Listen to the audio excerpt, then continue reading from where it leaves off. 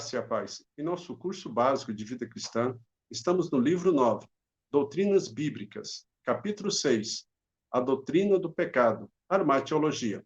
No tópico 1, a origem e o caráter do primeiro pecado, foi tratado os seguintes assuntos. Qual a origem bíblica do pecado? Qual o tríplice aspecto do caráter do primeiro pecado? E hoje, no tópico 2, a ideia bíblica de pecado. Amados, comparativamente, o que ouvimos e lemos hoje sobre o mal é mais do que ouvimos e lemos a respeito do pecado. Isso talvez devido à opinião comum de que o mal e pecado são a mesma coisa. Mas observe, o pecado é a causa do mal, enquanto que o mal é o efeito do pecado. Amém?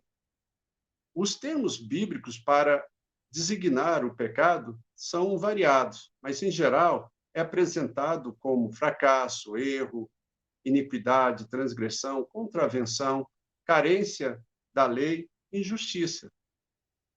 Porém, a definição do pecado não pode ser derivado simplesmente de termos bíblicos para denotá-lo. Assim, a característica principal do pecado, em todos os seus aspectos, é que ele está orientado contra Deus. O contraste, amados, entre o bem e o mal é absoluto, e nós temos que entender isso. E não há neutralidade alguma entre ambos.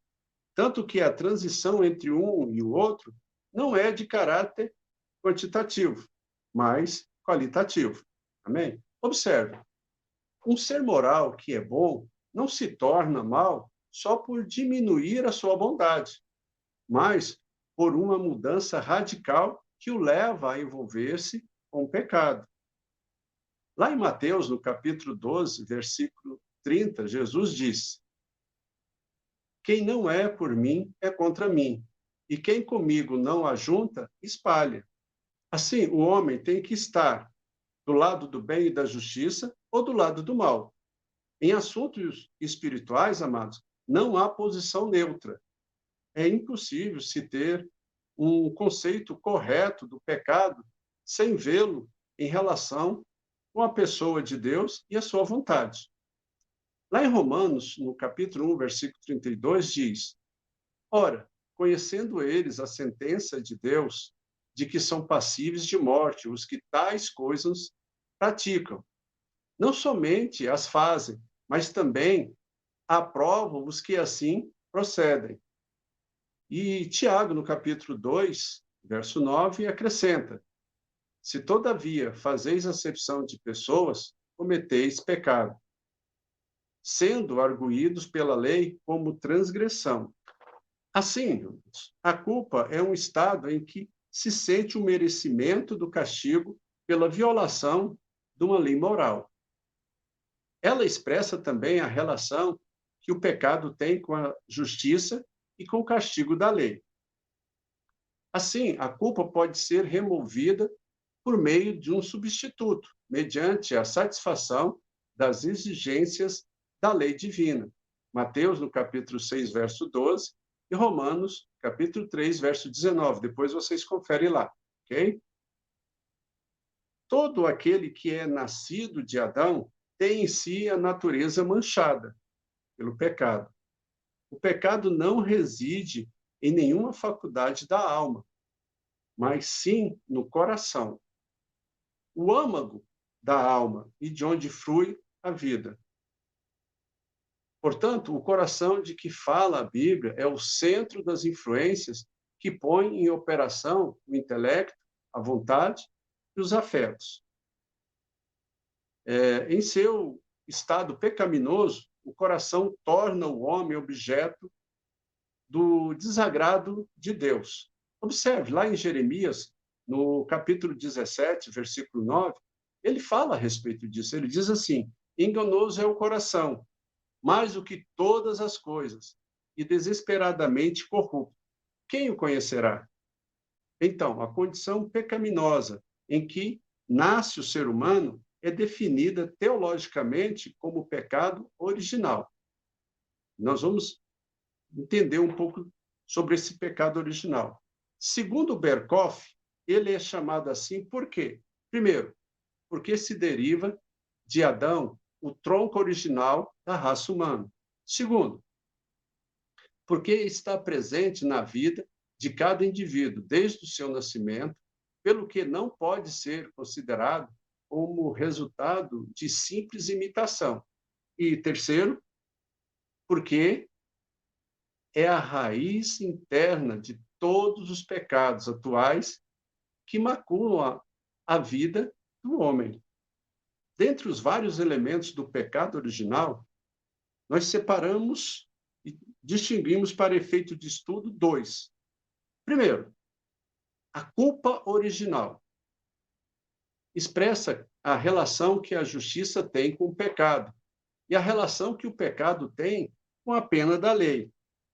É assim que a culpa do pecado de Adão, como cabeça da raça humana, é imputado a todos os seus descendentes. Segundo, a corrupção original. A corrupção original do homem inclui a ausência da justiça original e a presença de um mal real. É a tendência da natureza caída, herdada de Adão, que condiciona o homem para pecar. Né?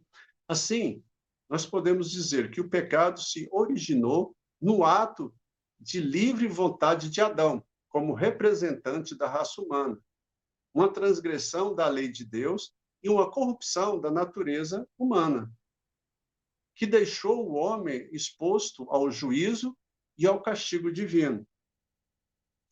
E é esta natureza corrompida a fonte de onde flui todos os pecados praticados. Você pode questionar, mas o que são pecados praticados? Ora, pecados praticados são os atos externos que se executam por meio do corpo. São também todos os maus pensamentos conscientes. Né?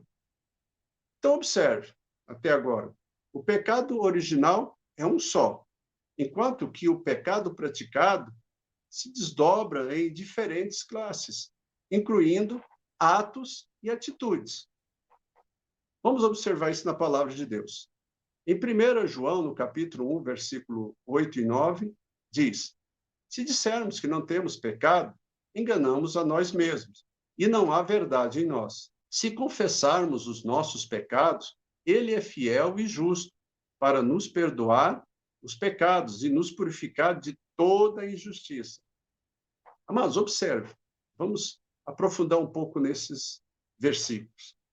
A palavra pecado, no singular, citada aqui no versículo 8, é uma referência precisa e direta ao pecado original, ou seja, a natureza caída do homem.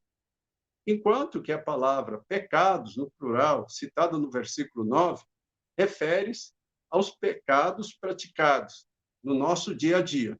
Né? É impossível classificar todos os pecados praticados, pois variam de classe e grau, e pode diferenciar-se em mais de um ponto.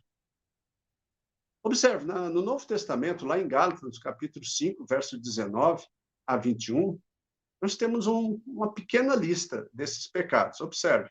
Ora, as obras da carne são conhecidas, e são prostituição, impureza, lascívia, idolatria, feitiçarias, inimizades, porfias, ciúmes, iras, discórdias, dissensões, facções, inveja, bebedice, glutonaria, e coisas semelhantes a estas, a respeito das quais eu vos declaro, como já outrora vos preveni, que não herdarão o reino de Deus os que tais coisas praticam.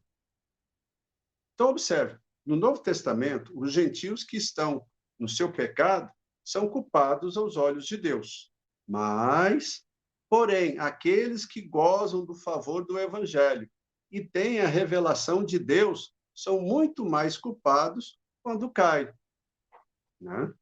Assim, amados, o pecado pode ser tanto por comissão como por omissão. Ou seja, aquele que não faz o bem que deveria fazer é tão pecador quanto aquele que derrama o sangue do seu próximo. O significado e a gravidade do pecado são melhor compreendidos pelo crente do que por qualquer outra pessoa. Ao longo de toda a narrativa bíblica, o crente é advertido contra o pecado que tão de perto nos rodeia. Lá em Hebreus, no capítulo 12, verso 11. E a caminhar para o alvo,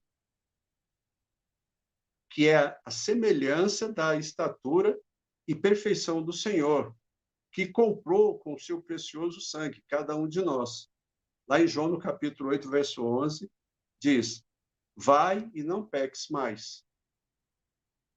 Então, para muitos crentes, a descoberta de que após aceitar Jesus ainda estão sujeitos ao pecado foi tão extraordinário quanto o próprio fato de agora saberem que eram novas criaturas.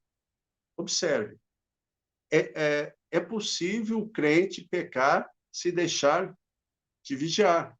E a palavra do Senhor nos conclama: vigiai e orai. Tá?